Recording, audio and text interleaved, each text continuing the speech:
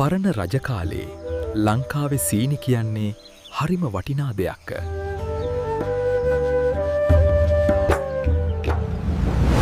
එකත් රටේ හදපු දෙයක් නෙවෙයි, රටවලින් ගෙනාපු දෙයක්.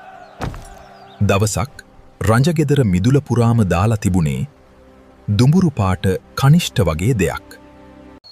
මේක මොනවදා කියලා දැනගන්න ඕනේ. කියලා දේවයන් වහන්ස අර මොනවද මිදුල පුරාම දාලා තියෙන්නේ? ඒවනම් පොහොර පස් ටිකක්. උයනට දාන්න හදපු. අන්දරයට තව ටිකක් සැකයික්. ඒත් රජා කියන නිසා විශ්වාස කළා. කොහොම හරි ඒ පොහොර ටික ගැන හොයන්න ඔහු තීරණය කළා.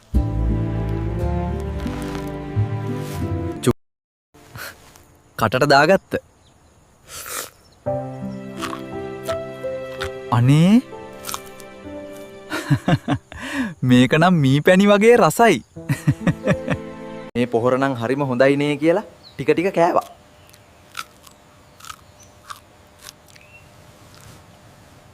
පස්සේ ටිකක් නෙවෙයි හොඳටම කන්න පටන් ගත්තා. ඔන්දරේ පොහොර රස කොහොමද? තමසේ තමා මිනිහා අන්දරේ.